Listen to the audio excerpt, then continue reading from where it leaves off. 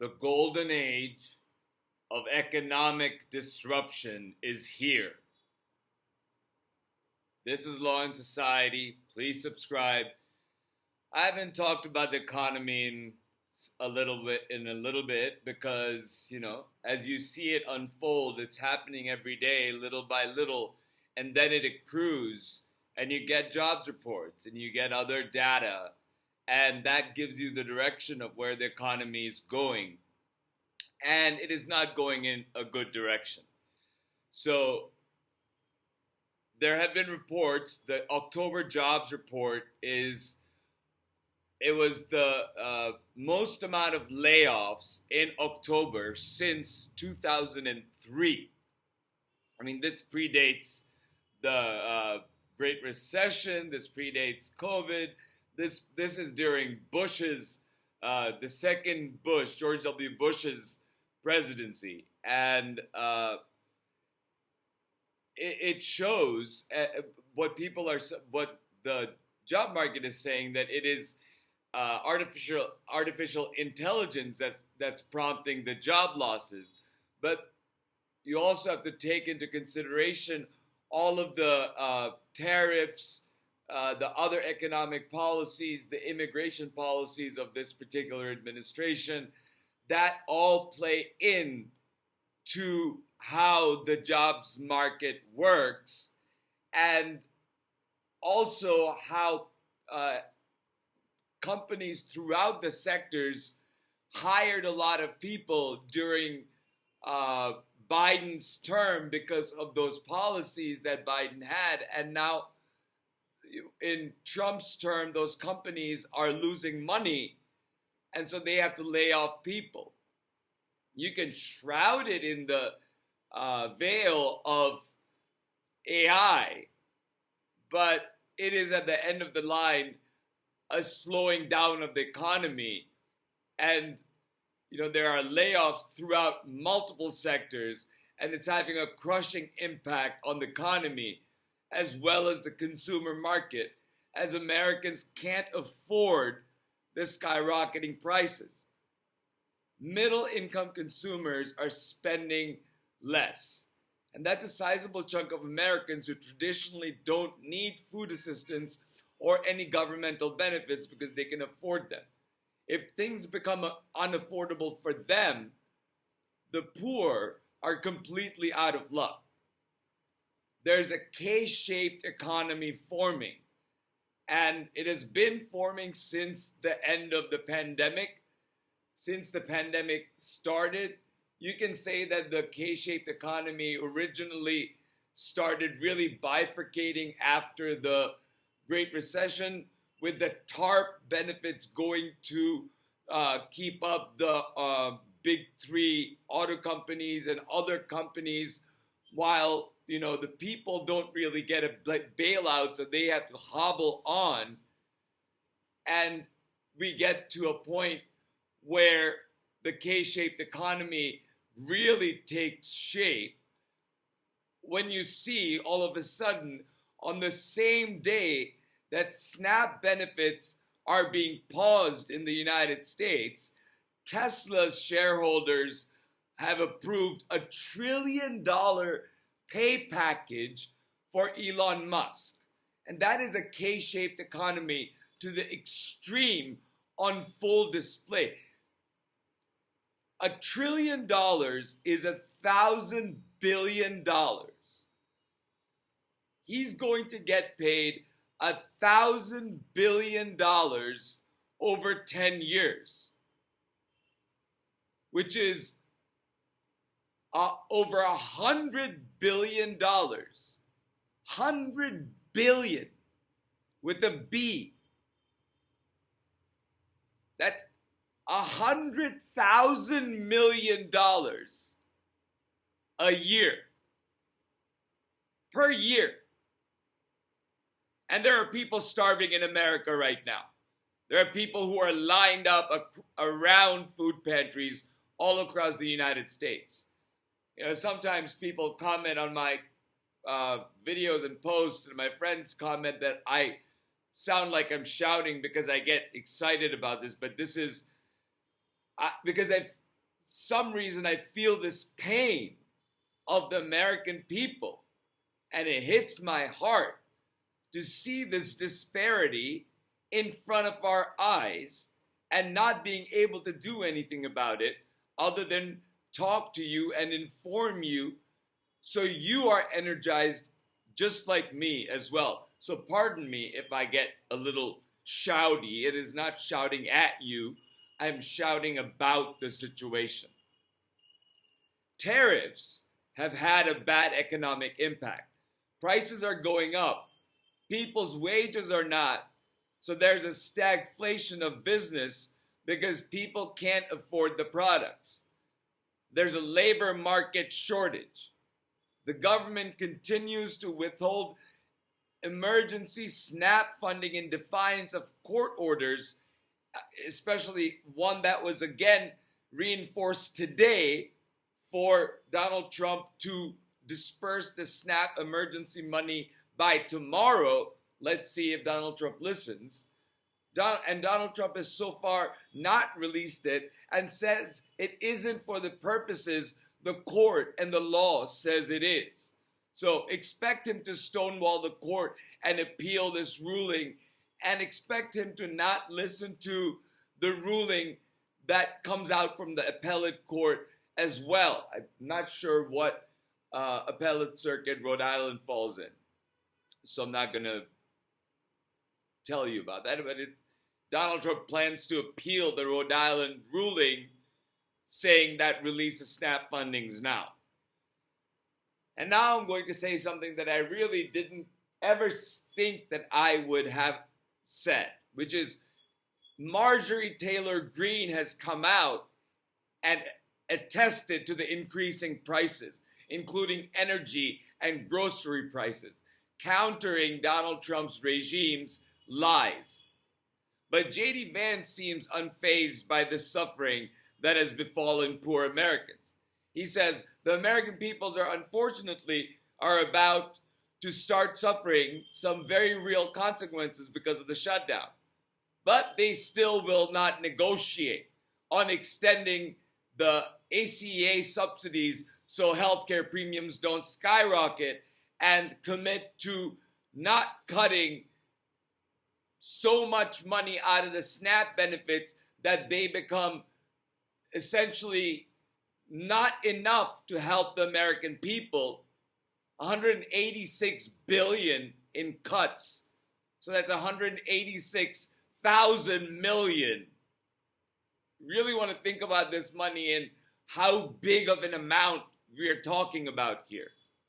Because most of us can't even imagine having $1 million in our bank account. But there are people in our government who are dealing in hundreds of thousands of millions. And yes, JD, we know. Why don't you go to your boss and do something about it? Why don't you negotiate, give the people the ACA subsidies back?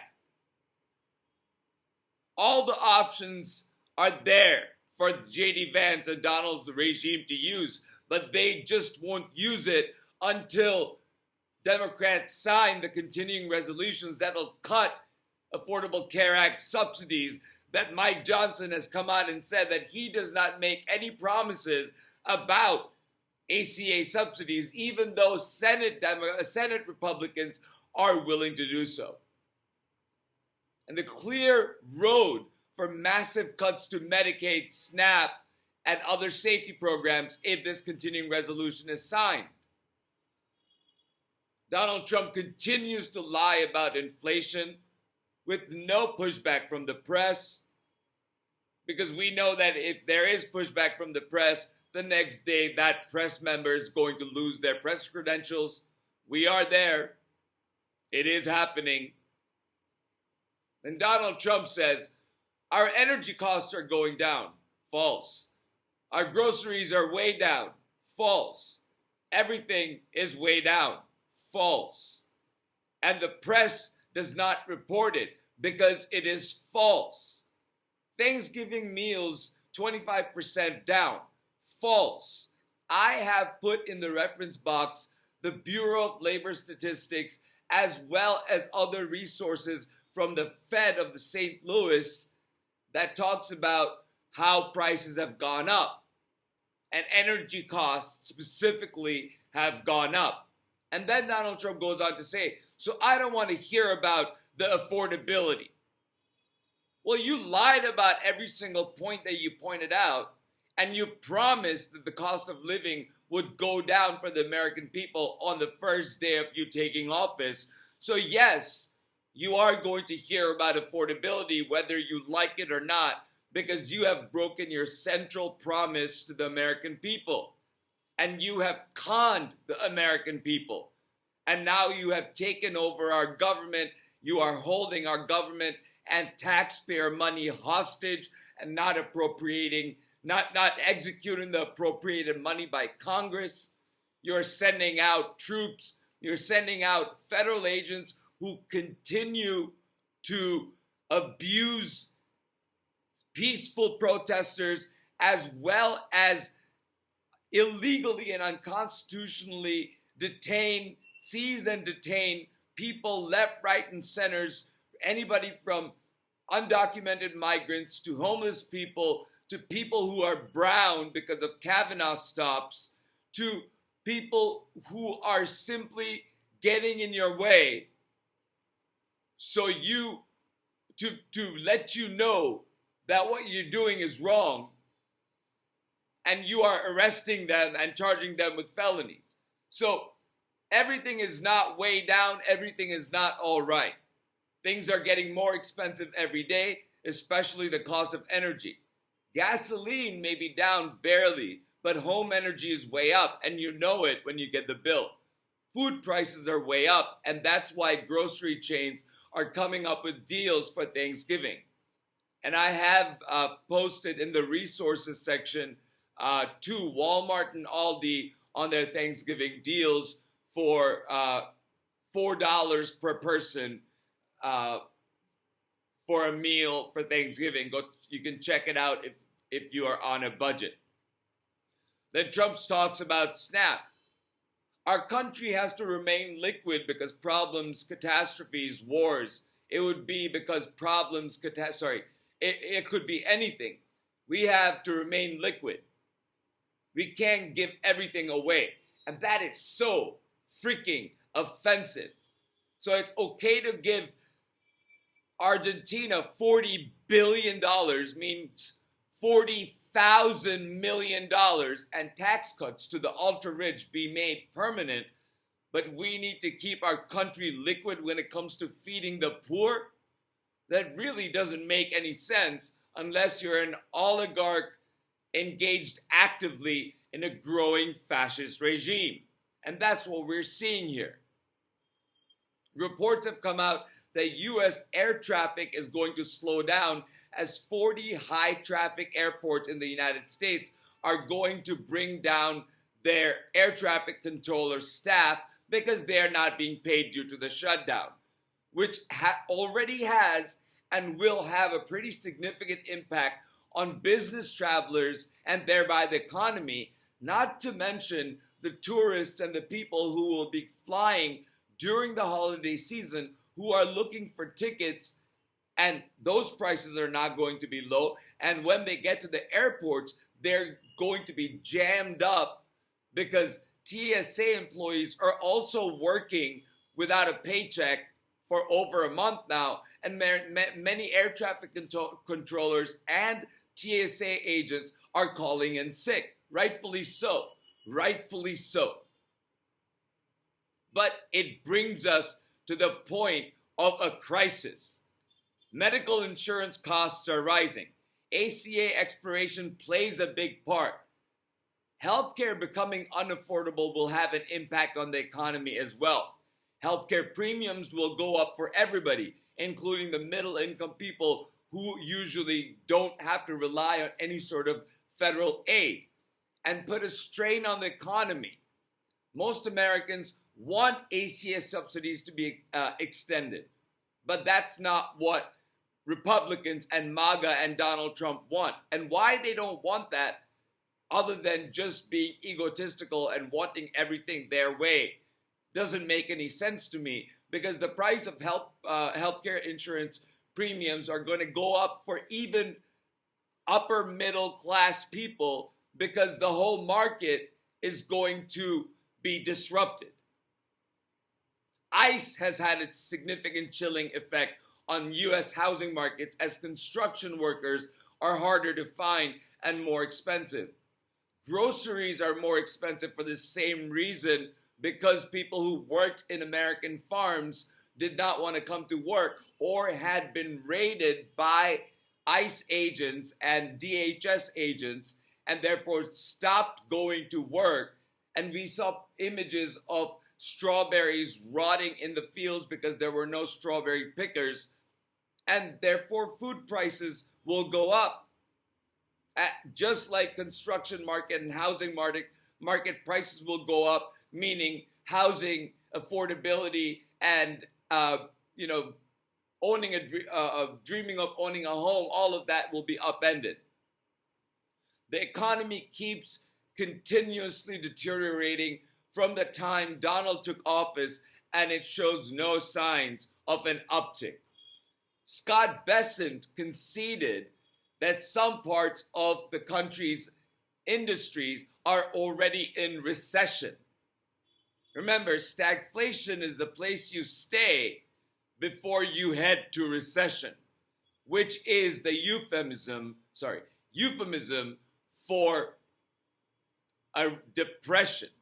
We don't talk about it in terms of a depression anymore. But more and more, with people lining up at food pantries and more people not getting well-paying jobs, more and more the cost of living going up, it's going to look like a depression, and we're going to have to accept it. Then there's the impact of the shutdown. 1.5 million people are going without a paycheck. Some of them are working while they are going without a paycheck, like TSA agents and air traffic controllers, because they're considered essential workforce. You know who I think should strike are all the people who work in the White House residence. So Donald Trump is forced to move out of the White House because he's not going to have a butler. So these are all signs and proof of a faltering economy and a disruption that may upend many lives in the days and months to come. Millions are unable to provide basic needs for themselves and their families, unable to pay mortgages and utility bills, unable to get affordable health care or basic food assistance. So at this time, one of the best ways in which you can help, if you are in a financial position to help and want to help others, is to donate to food pantries and food banks in your community. People in your community across the country will become food insecure because of this economy and the ongoing shutdown. If you don't have that much money, donate non-perishable foods, canned food, dried beans. And where there's an option, donate fresh produce. Donate your time to these places if you want to help people, but your money is also tight.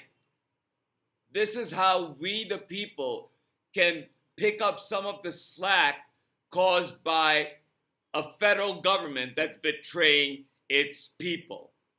And this is what Donald Trump calls the golden age. It seems like we are entering the golden shower age instead of the golden age. Donald and his regime are pissing and shitting on everything American and burning everything American to the ground. No foreign country could have done the damage to America that Donald has been successful in accomplishing over the last 10 months. And that's why I say again for the 1,000th time that Donald Trump is an enemy of the American people, our well-being, and our republic. With that said, please take care of one another. Please like, share, and subscribe. and I'll talk to you soon.